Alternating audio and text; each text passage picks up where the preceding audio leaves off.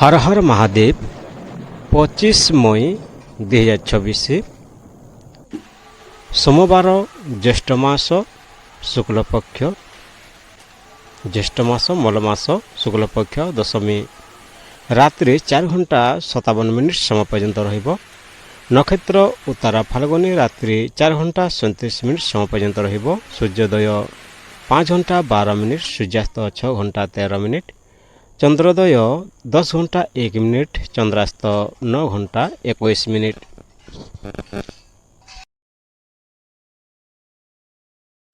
जमगंड 7 घंटा 25 मिनिट रु 9 घंटा 4 मिनिट, कुलिका काल 10 घंटा 44 मिनिट रु 12 घंटा 23 मिनिट, दुर्मुहूर्त 11 घंटा 57 मिनिट रु 12 घंटा 50 मिनिट, शुभ मुहूर्त अभिजित मुहूर्त आज नील अच्छी, अमृतकाल 9 घंटा 33 मिनिट रु 11 घंटा 14 मिनिट, ब्रह्म मुहूर्त 4 घंटा 9 मिनिट रु 4 घंटा 57 मिनिट।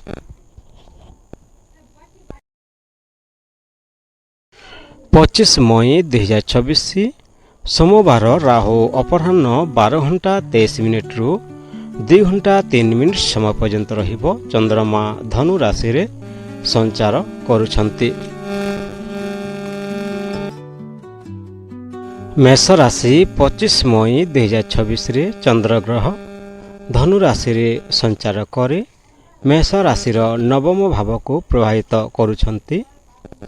एहा भाग्य, धर्म, उच्च शिक्षा, दूरयात्रा, गुरुंको आशीर्वाद को प्रभावित करिवो। एही गोचर मेष राशि पाई शुभ और भाग्यवर्धक मना जाए। एही चंद्र गोचर मेष राशि पाई भाग्य, धर्म और सफलतार शुभ समय रहिछि।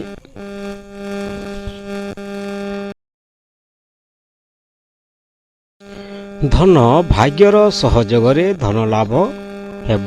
पुरुणा अटकिथिबा काम सफल हेबार संभावना रहिछि। प्रेम संपर्क रे बुझामणा बढ़िबो। जीवन साथी बा प्रियजनक सह धार्मिक बा यात्रार योजना होई पारे। कैरियर, शिक्षा, सरकारी काम, धार्मिक कार्य और दूर यात्रा संपर्कित काम रे सफलता मिलिबो। नुआ योजना आपनक पई सफल हेबो। स्वास्थ्य मन सकारात्मक रहिबो। शरीर रे उत्साह शक्ति बढ़िबो। परिवार, समाज, गुरुजन और बड़ मानक आशीर्वाद मिलिबो। परिवार रे धार्मिक परिवेश रहिबो। प्रतिकार सोमवार दिन चंद्रग्रहं पूजा करंतु। भगवान शिवं को जल अर्पण करंतु। धला वस्तु दान करंतु।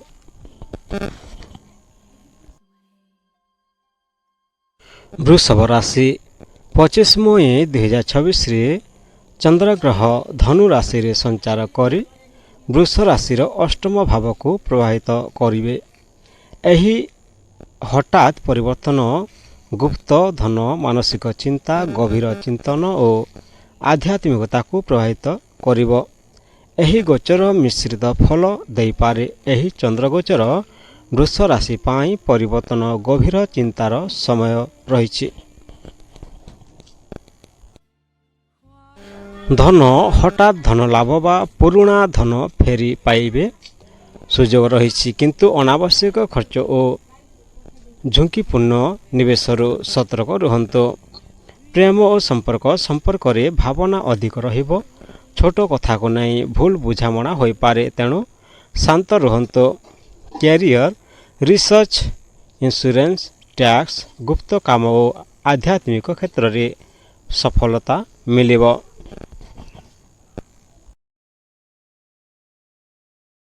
स्वास्थ्य प्रति सतर्क रुहंतु। मानसिक चाप बा थकान अनुभव होई पारे। परिवार और समाज, परिवार रे पुराना समस्या नहीं आलोचना होई पारे। आध्यात्मिक कार्य रे मन लागिबो। प्रतिकार सोमवार दिन चंद्रग्रहं पूजा करंतु। भगवान शिवं को जल अर्पण करंतु।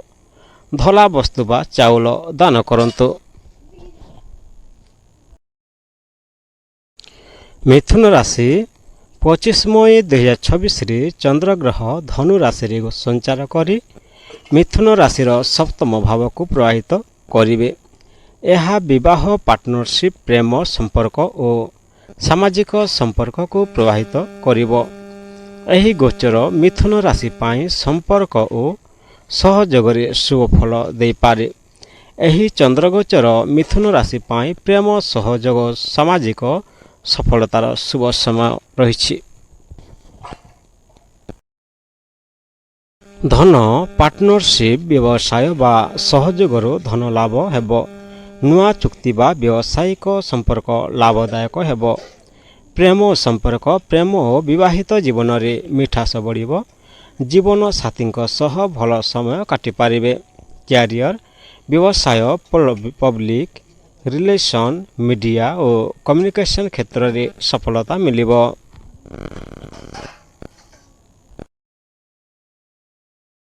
ସ୍ୱାସ୍ଥ୍ୟ, ମନ ସକାରାତ୍ମକ ରହିବ। ଅଧିକ ଚିନ୍ତାରୁ ବଞ୍ଚନ୍ତୁ ଓ ବିଶ୍ରାମ ନିଅନ୍ତୁ। ପରିବାର ଓ ସମାଜରେ ଆପଣଙ୍କ ସମ୍ମାନ ବଢ଼ିବ। ନୂଆ ମିତ୍ରତା ଗଠନ ହୋଇପାରେ। ପ୍ରତିକାର, ସୋମବାର ଦିନ ଚନ୍ଦ୍ରଗ୍ରହଙ୍କ ପୂଜା କରନ୍ତୁ। ଭଗବାନ ଶିବଙ୍କୁ ଜଳ ଅର୍ପଣ କରନ୍ତୁ। ଧଳା ବସ୍ତୁ ଦାନ କରନ୍ତୁ।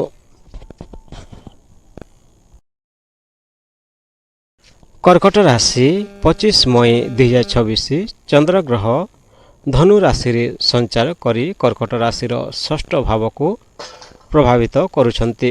ଏହା ଶତ୍ରୁ, ଋଣ, ସ୍ୱାସ୍ଥ୍ୟ, ପରିଶ୍ରମ ଓ ଦୈନନ୍ଦିନ କାମକୁ ପ୍ରଭାବିତ କରିବ। ଏହି ଗୋଚର କର୍କଟ ରାଶି ପାଇଁ ପରିଶ୍ରମ ଓ ସତର୍କତାର ସମୟ ହୋଇପାରେ। ଏହି ଚନ୍ଦ୍ରଗୋଚର କର୍କଟ ରାଶି ପାଇଁ ପରିଶ୍ରମ, ସତର୍କତା ଓ ଶୃଙ୍ଖଳାର ସମୟ ନେଇ ଆସିବ। ଧନ, ଅନାବଶ୍ୟକ ଖର୍ଚ୍ଚ ବଢ଼ିବ। ଋଣ ଓ ଲେନଦେନରେ ସତର୍କ ରୁହନ୍ତୁ। ପ୍ରେମ ଓ ସମ୍ପର୍କ, ଛୋଟ କଥାକୁ ନେଇ ମତଭେଦ ହୋଇପାରେ। ଶାନ୍ତ ଭାବରେ କଥା କହିଲେ ସମ୍ପର୍କ ଭଲ ରହିବ। କ୍ୟାରିୟର, କାର୍ଯ୍ୟକ୍ଷେତ୍ରରେ ପରିଶ୍ରମ ବଢ଼ିବ, କିନ୍ତୁ ଧୈର୍ଯ୍ୟ ଓ ନିୟମିତ କାମ ଆପଣଙ୍କୁ ସଫଳତା ଦେବ।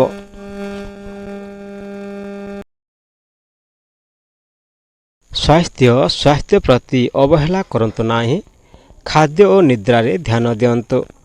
ପରିବାର ଓ ସମାଜ, ପରିବାରର କିଛି ଦାୟିତ୍ୱ ବଢ଼ିବ। ସହଯୋଗ ଓ ଧୈର୍ଯ୍ୟ ରଖିଲେ ପରିବେଶ ଭଲ ରହିବ। ପ୍ରତିକାର, ସୋମବାର ଦିନ ଚନ୍ଦ୍ରଗ୍ରହଙ୍କ ପୂଜା କରନ୍ତୁ। ଭଗବାନ ଶିବଙ୍କୁ ଜଳ ଅର୍ପଣ କରନ୍ତୁ। ଧଳା ବସ୍ତୁ ବା ଚାଉଳ ଦାନ କରନ୍ତୁ।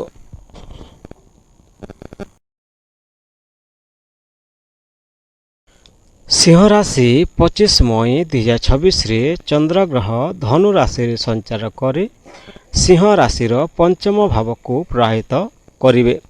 ଏହା ପ୍ରେମ, ଶିକ୍ଷା, ସନ୍ତାନ, ସୃଜନଶୀଳତା ଓ ବୁଦ୍ଧିକୁ ପ୍ରଭାବିତ କରିବ। ଏହି ଗୋଚର ସିଂହ ରାଶି ପାଇଁ ଖୁସି ଓ ସୃଜନଶୀଳତାର ଶୁଭ ସମୟ ମନାଯାଏ। ଏହି ଚନ୍ଦ୍ରଗୋଚର ସିଂହ ରାଶି ପାଇଁ ପ୍ରେମ, ସୃଜନଶୀଳତା ଓ ଖୁସିର ସମୟ ରହିବ।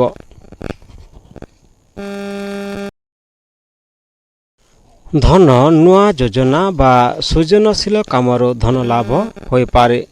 ନିବେଶରେ ଭଲ ଫଳ ମିଳିବ ସମ୍ଭାବନା ରହିଛି। ପ୍ରେମ ସମ୍ପର୍କରେ ମାଧୁର୍ଯ୍ୟ ଓ ରୋମାନ୍ସ ବଢ଼ିବ। ଅବିବାହିତଙ୍କ ପାଇଁ ନୂଆ ସମ୍ପର୍କ ସୁଯୋଗ ଆସିବ। କ୍ୟାରିୟର, କଳା, ମିଡ଼ିଆ, ଶିକ୍ଷା, ମନୋରଞ୍ଜନ ଓ ସୃଜନଶୀଳ କ୍ଷେତ୍ରରେ ସଫଳତା ମିଳିବ। ଛାତ୍ରଛାତ୍ରୀଙ୍କ ପାଇଁ ଦିନଟି ଶୁଭ ଅଛି। ସ୍ୱାସ୍ଥ୍ୟ, ମନ ଖୁସି ଓ ସକାରାତ୍ମକ ରହିବ। ଶରୀରରେ ଉର୍ଜା ଓ ଉତ୍ସାହ ବଢ଼ିବ।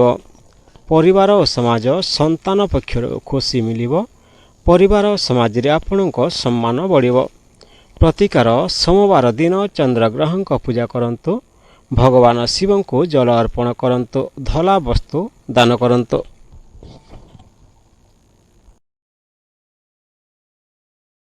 କନ୍ୟା ରାଶି 25 ମଇ 2026 ଚନ୍ଦ୍ରଗ୍ରହ ଧନୁ ରାଶିରେ ସଞ୍ଚାର କରି କନ୍ୟା ରାଶିର ଚତୁର୍ଥ ଭାବକୁ ପ୍ରଭାବିତ କରୁଛନ୍ତି। ଏହା ଘର, ପରିବାର, ମାତୃସୁଖ, ଯାନ, ଜମି, ଘର ଓ ମାନସିକ ଶାନ୍ତିକୁ ପ୍ରଭାବିତ କରିବ। ଏହି ଗୋଚର କନ୍ୟା ରାଶି ପାଇଁ ଘରୋଇ ସୁଖ ଓ ଭାବନାତ୍ମକ ଶାନ୍ତିର ସମୟ ମନାଯାଏ। ଏହି ଚନ୍ଦ୍ରଗୋଚର କନ୍ୟା ରାଶି ପାଇଁ ଘରୋଇ ସୁଖ, ମାନସିକ ଶାନ୍ତି, ଶୁଭ ଫଳ ମିଳିବ।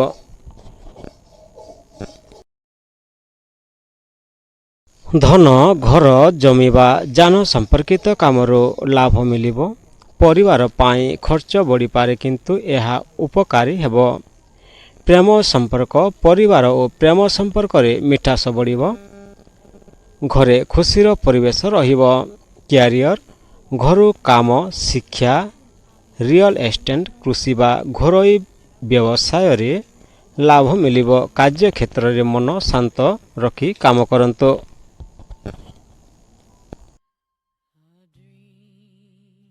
ସ୍ୱାସ୍ଥ୍ୟ, ମନ ଶାନ୍ତ ରହିବ। ଘରୋଇ ଚିନ୍ତା କମିବାରୁ ମାନସିକ ସ୍ୱାସ୍ଥ୍ୟ ଭଲ ରହିବ। ପରିବାର ଓ ସମାଜ, ପରିବାର ସହ ଭଲ ସମୟ କାଟିବେ।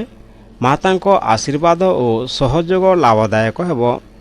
ପ୍ରତିକାର, ସୋମବାର ଦିନ ଚନ୍ଦ୍ରଗ୍ରହଙ୍କ ପୂଜା କରନ୍ତୁ। ଭଗବାନ ଶିବଙ୍କୁ ଜଳ ଅର୍ପଣ କରନ୍ତୁ। ଧଳା ବସ୍ତୁ ବା ଦୁଧ ଦାନ କରନ୍ତୁ।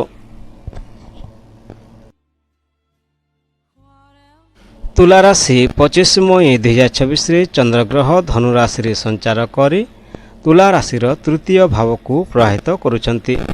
ଏହା ସାହସ, ପରାକ୍ରମ, ଯୋଗାଯୋଗ, ଛୋଟ ଯାତ୍ରା ଓ ଭାଇ ଭଉଣୀ ସମ୍ପର୍କକୁ ପ୍ରଭାବିତ କରିବ। ଏହି ଗୋଚର ତୁଲା ରାଶି ପାଇଁ ଉତ୍ସାହ ଓ ପ୍ରଗତିର ସମୟ ମନାଯାଏ। ଏହି ଚନ୍ଦ୍ରଗୋଚର ତୁଲା ରାଶି ପାଇଁ ସାହସ, ଯୋଗାଯୋଗ ଶୁଭ ଫଳ ଦେବ।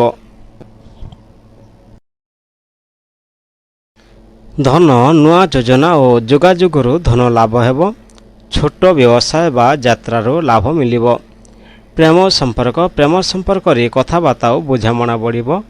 ଭାଇ ଭଉଣୀଙ୍କ ସହ ସମ୍ପର୍କ ଭଲ ରହିବ। କ୍ୟାରିୟର, ମିଡ଼ିଆ, ଲେଖାଲେଖି, ମାର୍କେଟିଂ, କମ୍ୟୁନିକେସନ୍ ଓ ବ୍ୟବସାୟ କ୍ଷେତ୍ରରେ ସଫଳତା ମିଳିବ। ନୂଆ ଚେଷ୍ଟା ଲାଭଦାୟକ ହେବ। ସ୍ୱାସ୍ଥ୍ୟ, ମନରେ ଉତ୍ସାହ ରହିବ। ଅଧିକ ଦୌଡ଼ଧୂପରୁ ଥକାଣ ଅନୁଭବ ହୋଇପାରେ। ପରିବାର, ସମାଜ, ମିତ୍ର ଓ ପରିବାର ସହ ଭଲ ସମୟ କାଟିବେ। ସମାଜରେ ଆପଣଙ୍କ କଥାର ପ୍ରଭାବ ବଢ଼ିବ। ପ୍ରତିକାର, ସୋମବାର ଦିନ ଚନ୍ଦ୍ରଗ୍ରହଙ୍କ ପୂଜା କରନ୍ତୁ। ଭଗବାନ ଶିବଙ୍କୁ ଜଳ ଅର୍ପଣ କରନ୍ତୁ। ଧଳା ବସ୍ତୁ ବା ଚାଉଳ ଦାନ କରନ୍ତୁ।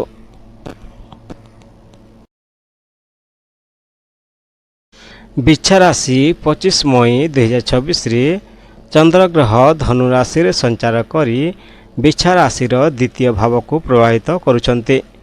ଏହା ଧନ, ପରିବାର, କଥାବାର୍ତ୍ତା, ଖାଦ୍ୟ ଓ ସଞ୍ଚୟକୁ ପ୍ରଭାବିତ କରିବ। ଏହି ଗୋଚର ବିଛା ରାଶି ପାଇଁ ଧନ ପାରିବାରିକ ଦିଗରେ ମିଶ୍ରିତ କିନ୍ତୁ ଲାଭଦାୟକ ସମୟ ହୋଇପାରେ। ଏହି ଚନ୍ଦ୍ରଗୋଚର ବିଛା ରାଶି ପାଇଁ ଧନ, ପରିବାର ଓ କଥାବାର୍ତ୍ତାରେ ସଫଳତା ମିଳିବ।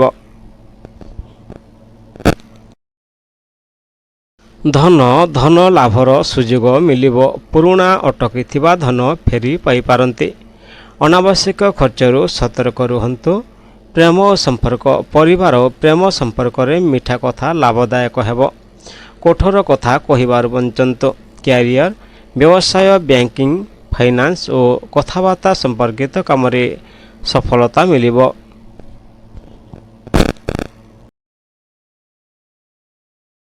ସ୍ୱାସ୍ଥ୍ୟ, ଖାଦ୍ୟ ପ୍ରତି ଧ୍ୟାନ ଦିଅନ୍ତୁ। ଅଧିକ ମିଠା ବା ତେଲିଆ ଖାଦ୍ୟରୁ ଦୂରେଇ ରୁହନ୍ତୁ। ପରିବାର, ସମାଜ, ପରିବାରରେ ଖୁସିର ପରିବେଶ ରହିବ। ବଡ଼ମାନଙ୍କ ସହଯୋଗ ଲାଭଦାୟକ ହେବ। ପ୍ରତିକାର, ସୋମବାର ଦିନ ଚନ୍ଦ୍ରଗ୍ରହଙ୍କ ପୂଜା କରନ୍ତୁ। ଭଗବାନ ଶିବଙ୍କୁ ଜଳ ଅର୍ପଣ କରନ୍ତୁ। ଧଳା ବସ୍ତୁ ବା ଚାଉଳ ଦାନ କରନ୍ତୁ। ଧନୁରାଶି 25 ମଇ 2026ରେ ଚନ୍ଦ୍ରଗ୍ରହ ଧନୁରାଶିରେ ସଞ୍ଚାର କରି ଧନୁରାଶିର ଲଗ୍ନ ଭାବକୁ ପ୍ରଭାବିତ କରୁଛନ୍ତି। ଏହା ଆତ୍ମବିଶ୍ୱାସ, ମନୋଭାବ, ଶକ୍ତି, ବ୍ୟକ୍ତିତ୍ୱ ଓ ନୂଆ କାର୍ଯ୍ୟ ପ୍ରତି ଉତ୍ସାହକୁ ବଢ଼ାଇବେ। ଏହି ଗୋଚର ଧନୁରାଶି ପାଇଁ ଉତ୍ସାହ ଓ ଭାଗ୍ୟ ବୃଦ୍ଧିର ସମୟ ମନାଯାଏ। ଏହି ଚନ୍ଦ୍ରଗୋଚର ଧନୁରାଶି ପାଇଁ ଆତ୍ମବିଶ୍ୱାସ, ଭାଗ୍ୟ ଓ ନୂଆ ଆରମ୍ଭର ଶୁଭ ସମୟ।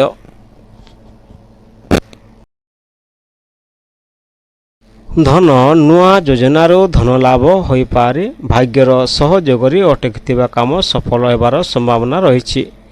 ପ୍ରେମ ସମ୍ପର୍କରେ ସକାରାତ୍ମକ ପରିବେଶ ରହିବ। ଜୀବନସାଥୀ ବା ପ୍ରିୟଜନଙ୍କ ସହ ଭଲ ସମୟ କାଟିବେ। କ୍ୟାରିୟର, ନୂଆ କାମ ଆରମ୍ଭ କରିବା ଓ ନୂଆ ଯୋଜନା କରିବା ପାଇଁ ଦିନଟି ଭଲ ରହିବ। ଶିକ୍ଷା, ଧାର୍ମିକ କାର୍ଯ୍ୟରେ ସଫଳତା ମିଳିବ।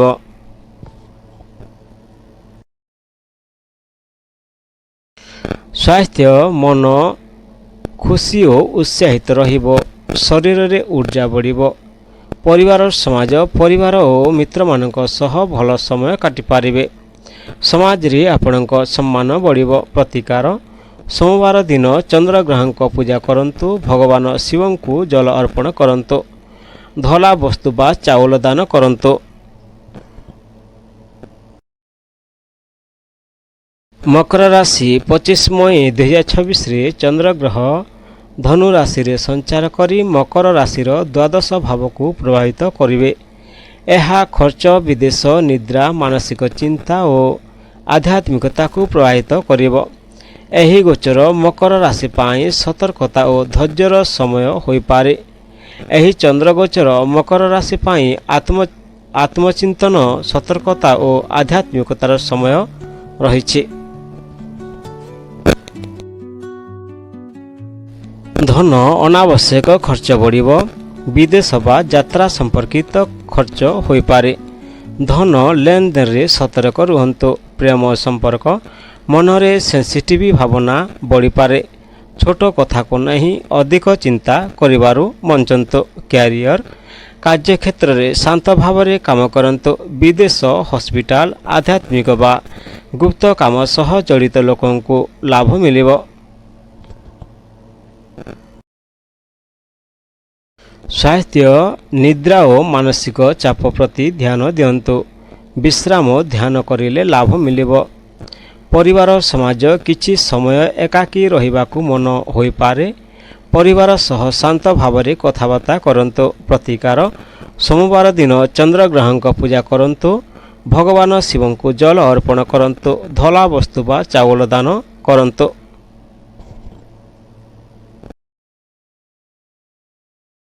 କୁମ୍ଭ ରାଶି 25 ମଇ 2026ରେ ଚନ୍ଦ୍ରଗ୍ରହ ଧନୁ ରାଶିରେ ସଞ୍ଚାର କରି କୁମ୍ଭ ରାଶିର ଏକାଦଶ ଭାବକୁ ପ୍ରଭାବିତ କରିବେ। ଏହା ଲାଭ, ଆୟ, ମିତ୍ରତା, ଇଚ୍ଛା ପୂରଣ ଓ ସାମାଜିକ ସଫଳତାକୁ ପ୍ରଭାବିତ କରିବ। ଏହି ଗୋଚର କୁମ୍ଭ ରାଶି ପାଇଁ ଅତ୍ୟନ୍ତ ଶୁଭ ଓ ଲାଭଦାୟକ ମନାଯାଏ। ଏହି ଚନ୍ଦ୍ରଗୋଚର କୁମ୍ଭ ରାଶି ପାଇଁ ଲାଭ, ଇଚ୍ଛା ପୂରଣ ଓ ସାମାଜିକ ସଫଳତାର ଶୁଭ ସମୟ।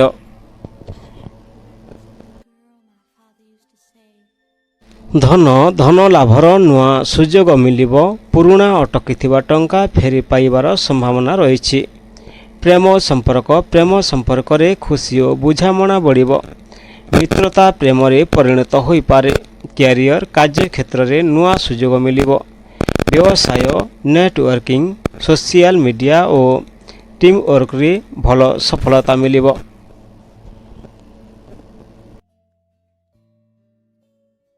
ସ୍ୱାସ୍ଥ୍ୟ, ମନ ଖୁସି ଓ ଆତ୍ମବିଶ୍ୱାସ ରହିବ।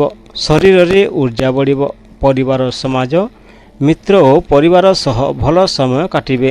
ସମାଜରେ ଆପଣଙ୍କ ସମ୍ମାନ ଓ ପରିଚୟ ବଢ଼ିବ। ପ୍ରତିକାର, ସୋମବାର ଦିନ ଚନ୍ଦ୍ରଗ୍ରହଙ୍କ ପୂଜା କରନ୍ତୁ। ଭଗବାନ ଶିବଙ୍କୁ ଜଳ ଅର୍ପଣ କରନ୍ତୁ। ଧଳା ବସ୍ତୁ ବା ଚାଉଳ ଦାନ କରନ୍ତୁ।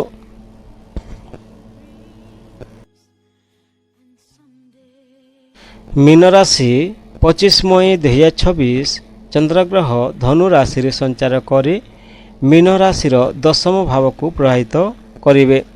ଏହା କ୍ୟାରିୟର, କର୍ମକ୍ଷେତ୍ର, ସମ୍ମାନ, ପଦୋନ୍ନତି ଓ ସାମାଜିକ ପରିଚୟକୁ ପ୍ରଭାବିତ କରିବ। ଏହି ଗୋଚର ମୀନ ରାଶି ପାଇଁ କ୍ୟାରିୟର ଓ ସଫଳତାର ଶୁଭ ସମୟ ମନାଯାଏ। ଏହି ଚନ୍ଦ୍ରଗୋଚର ମୀନ ରାଶି ପାଇଁ କ୍ୟାରିୟର, ସମ୍ମାନ ଓ ପ୍ରଗତିର ଶୁଭ ସମୟ।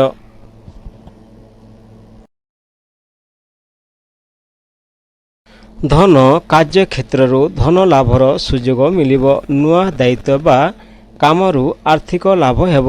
ପ୍ରେମ ସମ୍ପର୍କ, କାମର ବ୍ୟସ୍ତତାରେ ପ୍ରେମ ସମ୍ପର୍କ ପାଇଁ ସମୟ କମ୍ ମିଳିବ।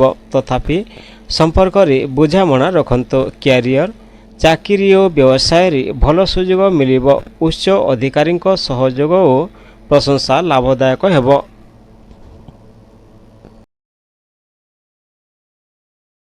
ସ୍ୱାସ୍ଥ୍ୟ, କାମର ଚାପ ଥିଲେ ମଧ୍ୟ ଉତ୍ସାହ ରହିବ। ସମୟରେ ବିଶ୍ରାମ ନିଅନ୍ତୁ। ପରିବାର ସମାଜ, ପରିବାର ଆପଣଙ୍କ ସଫଳତାରେ ଖୁସି ହେବେ। ସମାଜରେ ସମ୍ମାନ ବଢ଼ିବ। ପ୍ରତିକାର, ସୋମବାର ଦିନ ଚନ୍ଦ୍ରଗ୍ରହଙ୍କ ପୂଜା କରନ୍ତୁ। ଭଗବାନ ଶିବଙ୍କୁ ଜଳ ଅର୍ପଣ କରନ୍ତୁ। ଧଳା ବସ୍ତୁ ବା ଚାଉଳ ଦାନ କରନ୍ତୁ। ଭିଡ଼ିଓକୁ ଶେଷ ପର୍ଯ୍ୟନ୍ତ ଦେଖିଥିବାରୁ ଧନ୍ୟବାଦ। ହର ହର ମହାଦେବ, ବନ୍ଦେ ମାତାରାମ।